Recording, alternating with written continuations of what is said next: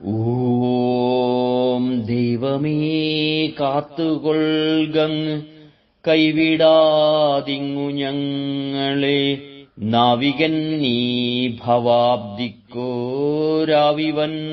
തോണിതിൻ പദം.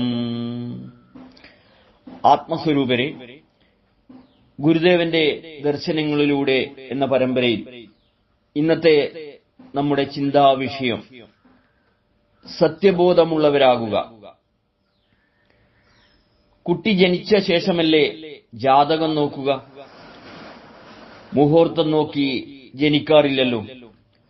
പ്രതിഷ്ഠ കഴിഞ്ഞു, ഇനി മുഹൂർത്തം നോക്കാം. പ്രിയരെ, തിരുവനന്തപുരത്ത് മണ്ണന്തലയിൽ ഒരു ഭദ്രകാളി ക്ഷേത്രമുണ്ടായിരുന്നു. കാലങ്ങളായി ഹിംസാത്മകമായ ആരാധനാ സമ്പ്രദായങ്ങളാണ് ഇവിടെ നിലനിന്നിരുന്നത്. 1889 മാർച്ചിൽ ഗുരുദേവൻ ഈ ക്ഷേത്രത്തിലെ ഭദ്രകാളി പ്രതിഷ്ഠയെ നീക്കം ചെയ്ത് സ്വാത്വിക ദേവതയെ പ്രതിഷ്ഠിച്ചു.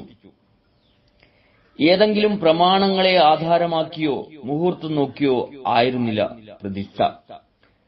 അന്ന് ക്ഷേത്രപ്രതിഷ്ഠയ്ക്ക് നല്ല മുഹൂർത്തമില്ലെന്ന് ഗണിച്ച ഒരു പണ്ഡിത പ്രമാണി പ്രതിഷ്ഠാമുഹൂർത്തം ഏത് രാശിയിലാണ് എന്ന് സംശയം പ്രകടിപ്പിച്ചപ്പോൾ അടി അളന്നു നോക്കണം എന്നായിരുന്നു ഗുരുവിന്റെ മറുപടി.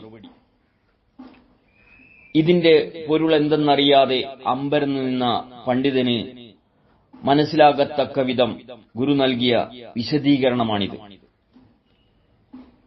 യാഥാർത്ഥ്യങ്ങളുടെ തലങ്ങളെക്കാൾ സങ്കല്പങ്ങളുടെ തലങ്ങളിലാണ് മനുഷ്യൻ അധിക നേരവും ജീവിക്കുന്നത്.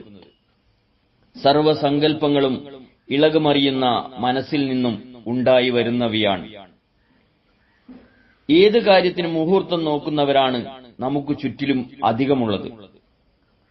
മുഹൂർത്തമെന്നത് കേവലം സാങ്കല്പികം മാത്രമാണ്. ശരിയായ ബോധമില്ലാത്തിടത്താണ് സങ്കല്പങ്ങൾ പെരുകുന്നത്. ഇത്തരം സങ്കല്പ പെരുക്കങ്ങൾ യാഥാർത്ഥ്യവുമായി പൊരുത്തപ്പെടുന്നവയല്ല. ഗുരു സത്യദർശിയാണ്. സങ്കല്പദർശിയായ പണ്ഡിതന് സത്യദർശനം കാനൽ ജനം പോലെയാണ്. സത്യമറിയാതെയും അനുഭവിക്കാതെയും സങ്കല്പങ്ങൾ മെനയുകയും അതിനു പിന്നാലെ സഞ്ചരിക്കുകയും ചെയ്യുന്നവന് ഒരിക്കലും ലക്ഷ്യസ്ഥാനത്ത് എത്തിച്ചേരുവാൻ കഴിയുന്നതല്ല. അതിന് ബോധത്തിന്റെ ഒരു തന്മാത്രയെങ്കിലും ഉള്ളിലുദിക്കണം. അപ്പോഴേ ഇത് സങ്കല്പം, ഇത് യാഥാർത്ഥ്യം എന്ന് തിരിച്ചറിവ് ഉണ്ടാകും. അതുണ്ടായാൽ സങ്കല്പങ്ങൾ ഉണ്ടാക്കുന്ന ഭ്രമങ്ങളിൽ വീണ് വലയേണ്ടി വരികയില്ല. സത്യബോധമില്ലാത്തവർക്കാണ് ജാതകവും മുഹൂർത്തവുമെല്ലാം വേണ്ടിവരുന്നത്. സ്നേഹപൂർവ്വം, രഞ്ജൻ, കയനാടത്ത്.